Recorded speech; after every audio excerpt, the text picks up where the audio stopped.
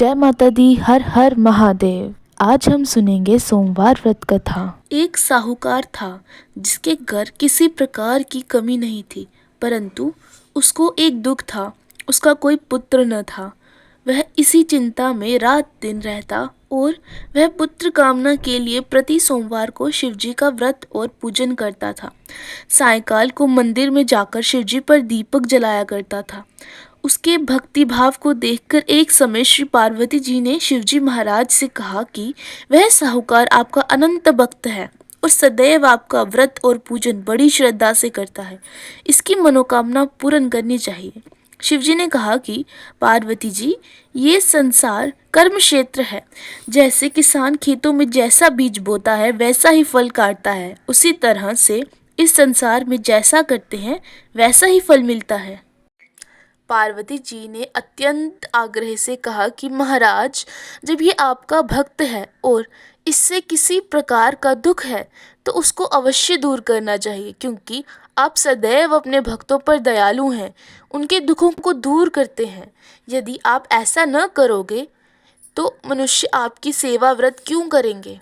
पार्वती जी का आग्रह देख शिवजी कहने लगे कि हे पार्वती जी, इसके कोई पुत्र नहीं है, इसी चिंता से ये दुखी रहता है। इसके भाग्य में पुत्र न होने पर भी इसको पुत्र की प्राप्ति का वर देता हूँ, परंतु वह पुत्र केवल 12 वर्ष तक जीवित रहेगा। इसके पश्चात वह मृत्यु को प्राप्त हो जाएगा।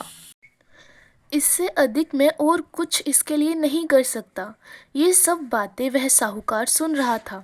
इससे उसको न कुछ प्रसन्नता हुई और न ही कुछ कष्ट हुआ।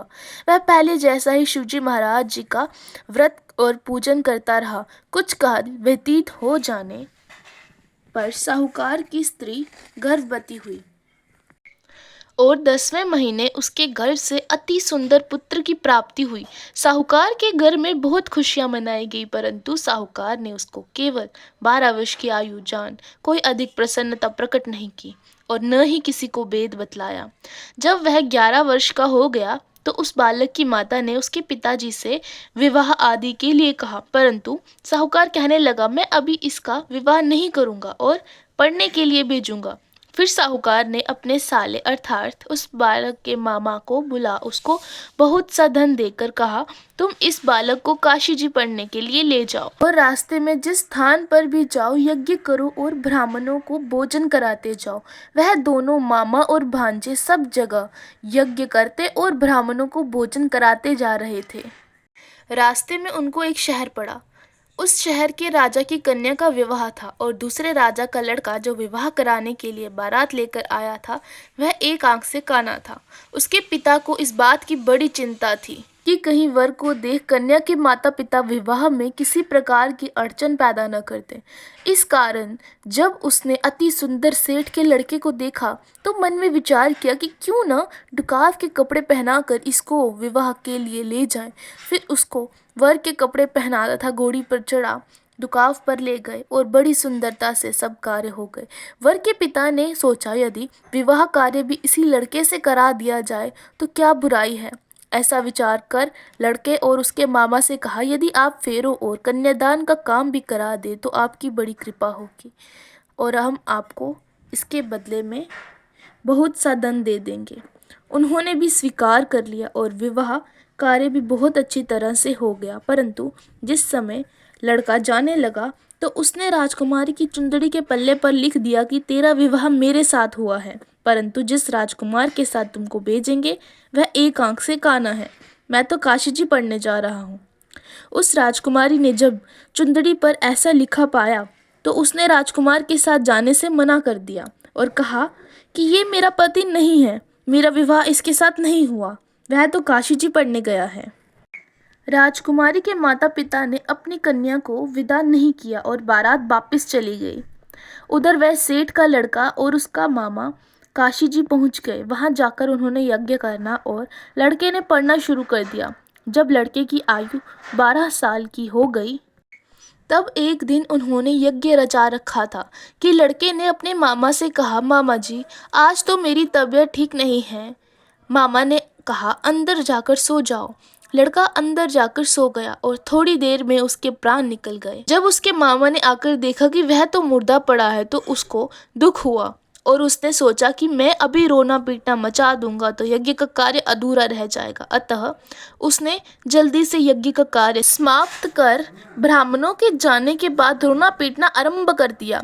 संयोगवश उसी समय शिवजी पार्वती जी उधर से जा रहे थे। पार्वती जी कहने लगी, महाराज कोई दुखिया रो रहा है, इसके कष्टों को दूर करो। तब शिवजी बोले, इसकी आयु इतनी ही थी सो भोग चुका। पार्वती जी ने कहा कि महाराज आप कृपा करके इस बालक को और आयु दो, नहीं तो इसके माता पिता तड़प तड़प कर मर जाएंगे। पार्वती जी के इस प्रकार बार बार आग्रह करने पर शिवजी ने उसे जीवन दान दिया और शिवजी की कृपा से लड़का जीवित हो गया। शिवजी पार्वती जी कैलाश चले गए। तब इस प्रकार यज्ञ करते हुए लड़का व उसका मामा अपने घर की ओर चल पड़े। रास्ते में उसी शहर में गए जहाँ उसका विवाह हुआ।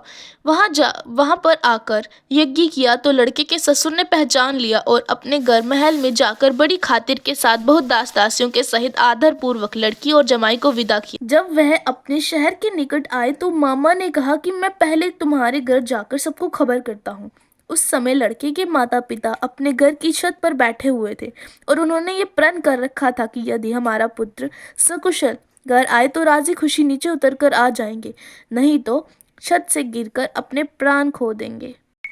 इतने में उस लड़के के मामा ने जाकर यह समाचार दिया कि आपका पुत्र आ गया है, परंतु उनको विश्वास नहीं आया। तब उसके मामा ने शपथ पूर्वक कहा कि आपका पुत्र अपनी स्त्री के साथ बहुत सारा धन साथ में लेकर आया हुआ है। तो सेठ ने आनंद के साथ उसका स्वागत किया और बड़ी प्रसन्नता से रहने लगे।